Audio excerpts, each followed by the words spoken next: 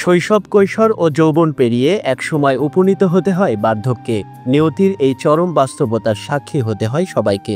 এ সময় সবকিছু থেকে যেন মূল্যহীন হতে হয়, কাছে ভিড়তে চায় না কেউ। দুটো কথা বলা, গল্প করা তো দূরে থাক, খুব গুরুত্বপূর্ণ কোনো কথাও শুনতে চায় না আপনজনেরাও। প্রবীণদের এমন অসহায়ত্ব দেখে তাদের মনে জমে থাকা হাজারো কথা ভাগাভাগি করতে উদ্যোগ নিয়েছেন এই যুবক।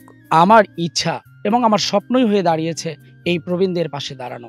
আমি সর্বাত্মক চেষ্টা করি আমার অবসর সময়গুলো আমি এই প্রবীণদের কাছে গিয়ে তাদের খোঁজ খবর নেওয়া, তাদের সাথে গল্প করা, তাদের সমস্যাগুলো জানা এবং তাদের আশেপাশে কোনো বন্ধু বান্ধব তাদের কোনো সমস্যা আছে কিনা এগুলো জানানো। আমি আসলে প্রবীণ এটা করেছি আমার নিজের ইচ্ছা থেকে এবং নিজের স্বপ্ন থেকে। এবং অনেক প্রবীণদের আমি দেখেছি যারা অসহায় এবং নিঃসঙ্গতায় ভোগে, তাদের সেই একাকিত্বগুলো এবং নিঃসঙ্গতা আমাকে প্রচণ্ড কষ্ট দেয়। আমি মনে করি যে সেই কষ্টগুলো আমি যদি একটু ভাগ করে নিতে পারতাম।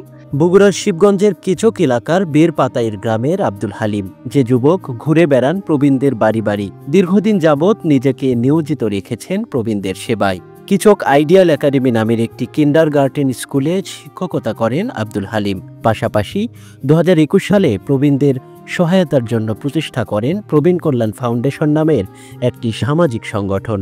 আমরা এগিয়ে যাব, সবাই জন্য বাংলাদেশের সকল প্রবীণ যেন আমাদের এই প্রবীণ কল্যাণ ফাউন্ডেশনের পক্ষ থেকে তারা সেবা পেয়ে থাকে। অসুস্থ প্রবীণদের জন্য অর্থ এবং চিকিৎসার ব্যবস্থা তাদের কাছ থেকে আমি গিয়ে বলি এবং তারা সেখান থেকে কিছু অনুদান দেয়, আমি তাদের সেই অনুদান তাদের কাছে পৌঁছে দিই। আমি বিশেষ করে বলবো যে সেই সকল তরুণগুলো যারা বিদেশে আছে তারা আমাদের এই প্রবীণদের জন্য অসংখ্য তারা সহযোগিতার হাত বাড়িয়ে দিয়েছে এবং তারা আমাদের পাশে আছে এবং তারা আমাদের পাশে থাকবে বলে তারা আমাদেরকে আশ্বাস দিয়েছে। অসুস্থ হলে বাড়ি বাড়ি গিয়ে চিকিৎসার খোঁজ নেয়া সহ অসচ্ছল প্রবীণদের নানা রকম সহযোগিতার হাত বাড়িয়ে দেন আব্দুল হালিম। তার এমন মহতি কাজে সহযোগিতা করছেন শিক্ষার্থীরাও। প্রবীণরা অনেক একাকিত্ব অনুভব করেন, এর কারণে তাদের অনেক মানসিক সমস্যা হয়। তিনি আমাদের তাদের সঙ্গে গল্প করতে শিখিয়েছেন।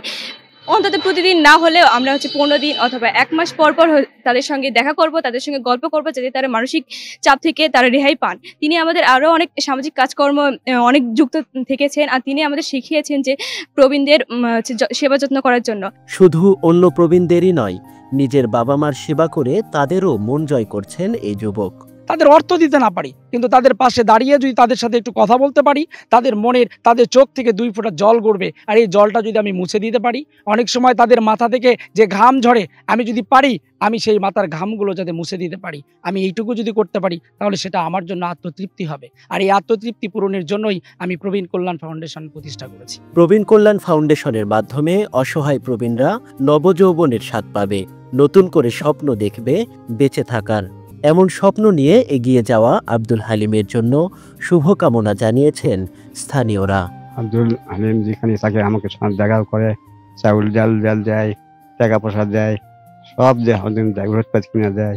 আমি ওর কাছে গেলে বেলে হাত পাতালে কিছু পয়সা করি দেয় বা ওষুধ পাতি কিনে দেয়, এগুলো দেয়, আমি চলি বাবা। এই জন্য আমার খুবই ভালোবাসে। এমন অসহায় বৃদ্ধ মানুষদের পাশে দাঁড়িয়ে আত্মতৃপ্তি খুঁজে পান আব্দুল হালিম। সমাজের 8-10 জন যুবক যখন বিভিন্ন পেশায় নিজেদেরকে নিয়োজিত রেখে ব্যস্ত রয়েছেন, ঠিক সে সময় স্বল্প আয় করেও এ সমাজের বৃদ্ধ মানুষদের সাথে সময় কাটাতে ভালো লাগে আব্দুল হালিমের। এমন আব্দুল হালিম সমাজের প্রতিটি পরিবারে জন্ম নেক, আলোকিত করুক বৃদ্ধদের জীবন, হাসি ফোটাক বৃদ্ধদের মুখে, এমনটি প্রত্যাশা সচেতন মহলে। খালিদ হাসান, শিবগঞ্জ, বগুড়া।